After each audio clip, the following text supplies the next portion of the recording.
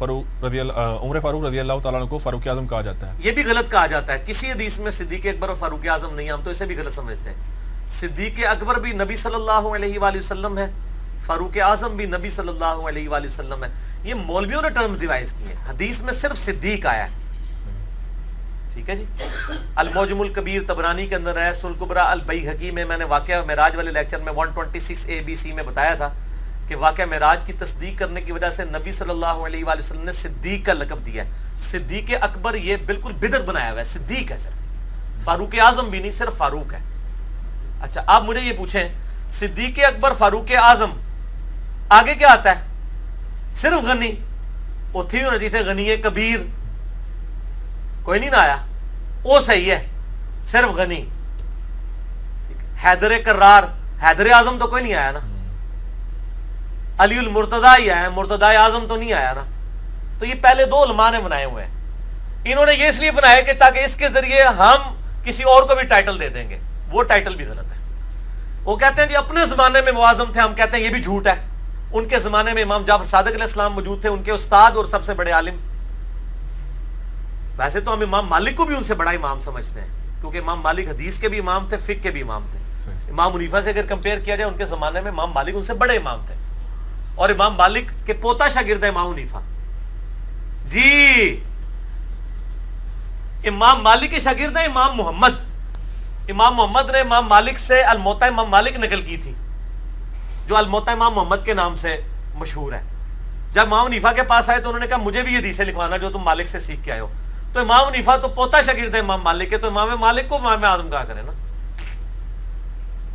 ٹھیک ہے۔ احباب کرام، آپ نے انجینئر محمد علی مرزا کا کلپ سنا، جس میں انہوں نے یہ بات کہی کہ حضرت ابو بکر صدیق رضی اللہ تعالی عنہ کو صدیق اکبر کہنا بدعت ہے۔ حدیث مبارکہ میں ان کے لیے فقط صدیق آیا ہے، صدیق اکبر نہیں آیا۔ امام ابو حنیفہ رحمۃ اللہ علیہ کو امام اعظم کہنا بھی درست نہیں ہے۔ اور پھر یہ بھی کہ حضرت امام جعفر صادق رحمۃ اللہ علیہ امام ابو حنیفہ رحمۃ اللہ علیہ سے بڑے ہیں، امام مالک رحمۃ اللہ علیہ امام اعظم ابو حنیفہ رحمۃ اللہ علیہ سے بڑے ہیں، امام ابو حنیفہ رحمۃ اللہ علیہ امام مالک کے پوتا شاگرد ہیں۔ یہ ایک تشکیک کا فتنہ ہے جو لوگوں کو مختلف حیل و بہانوں سے اسلام اور اکابرین امت سے دور کرنے کے درپے ہے۔ اس کے بارے میں مختصراً میں کچھ باتیں آپ کی توجہ کی نظر کروں گا۔ سب سے پہلی بات یہ ہے، حضرت ابو بکر صدیق رضی اللہ تعالی عنہ کو صدیق اکبر کہنا، حضرت عمر فاروق رضی اللہ تعالی عنہ کو فاروق اعظم کہنا، اور امام ابو حنیفہ رحمۃ اللہ علیہ کو امام اعظم کہنا بالکل درست ہے، عقل اور نقل کے عین مطابق ہے۔ وہ اس طرح کہ تقابل ہمیشہ ایک طبقہ اور ایک نوع کے افراد میں ہوتا ہے، متعدد طبقات اور متعدد انواع کے افراد میں نہیں ہوتا۔ بلا شبہ حضور صلی اللہ علیہ وسلم امام اعظم ہیں، صدیق اکبر ہیں، مگر وہ طبقہ انبیاء میں ہیں، نوع نبوت کے افراد میں ہیں۔ اور حضرت ابو بکر صدیق رضی اللہ تعالی عنہ کو صدیق اکبر، حضرت عمر رضی اللہ تعالی عنہ کو فاروق اعظم جماعت صحابہ میں کہا جاتا ہے۔ بالکل اسی طرح سید الفقہاء، امام الائمہ، سراج الامہ، تلمیذ الصحابہ، امام سواد اعظم حضرت امام ابو حنیفہ رحمۃ اللہ علیہ کو امام اعظم طبقہ فقہاء میں کہا جاتا ہے۔ جیسے نوع نبوت ہے، ایسے ہی نوع صحابیت ہے، اور ایسے ہی نوع فقہاء ہے۔ تو ہر ایک اپنی نوع اور طبقہ کے اعتبار سے اعظم ہے۔ تو مرزا صاحب کا یہ کہنا کہ حضرت ابو بکر صدیق اکبر نہیں، یہ بدعت ہے، مولویوں نے ایجاد کیا ہے، اس کا حقیقت سے کوئی بھی تعلق نہیں ہے۔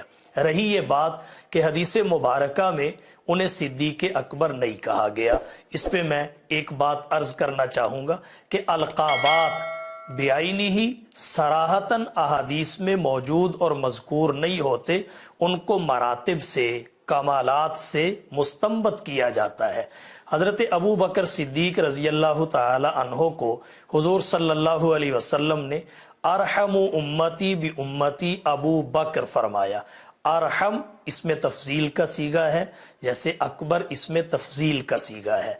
तो अरहम आपको फरमाना, इससे उनके अकबर होने का इस्तिंबात होता है। और वैसे भी हज़रत अबू बकर सिद्दीक रज़ी अल्लाह ताला अन्हो ने सबसे पहले हुजूर की तस्दीक की, हर मामले में की और फिर बिला दलील की। तो इस नौइयत और कैफियत को देखते हुए उनकी तस्दीक की वैल्यू और कैफियत दीगर सहाबा की तस्दीक से मुमताज़ और मुनफरिद है। और हदीस मुबारका में उनके लिए लफ्ज़ अरहम भी आया है। मिशकात शरीफ में हदीस है, तिरमजी में हदीस है। हज़रत उमर रज़ी अल्लाह ताला अन्हो के लिए अशद्दुहुम फ़ी अम्रिल्लाहि उमर आया। हज़रत उस्मान बिन अफ़्फ़ान रज़ी अल्लाह ताला अन्हो के लिए अस्दक़ुहुम हयाअन उस्मान आया।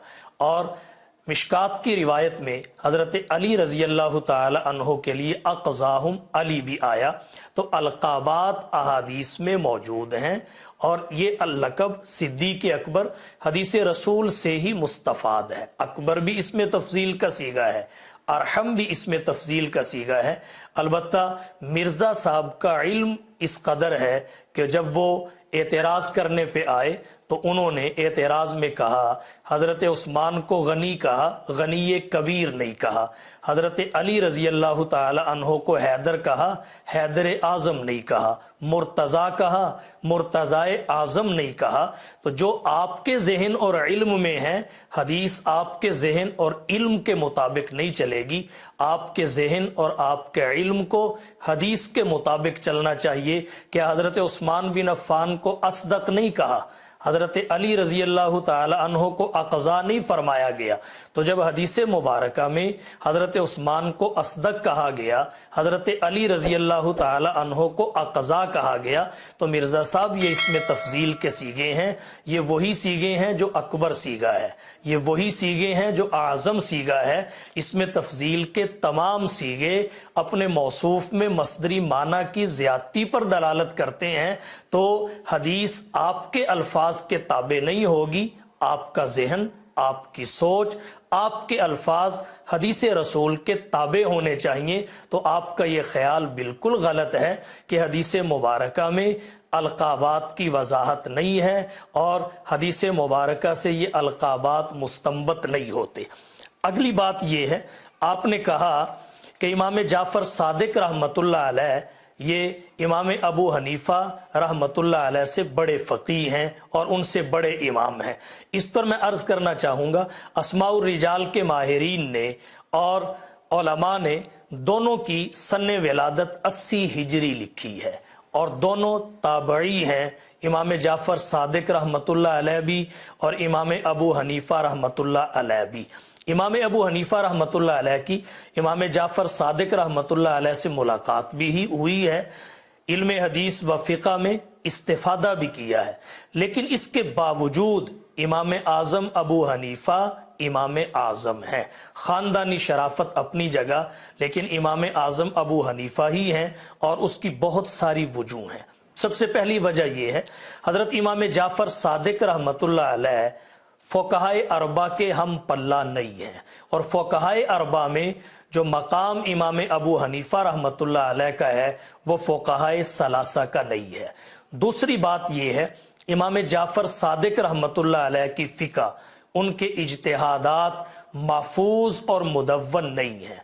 जिस फ़िक़्ह की निस्बत इमाम जाफ़र सादिक रहमतुल्लाह अलैह की तरफ की जाती है, दर हकीकत वो इमाम साहब की तालीमात व हिदायत, उनके इज्तिहादात व इफ़ादात का मजमुआ नहीं है, फ़कत उसकी निस्बत इमाम जाफ़र सादिक रहमतुल्लाह अलैह की तरफ है।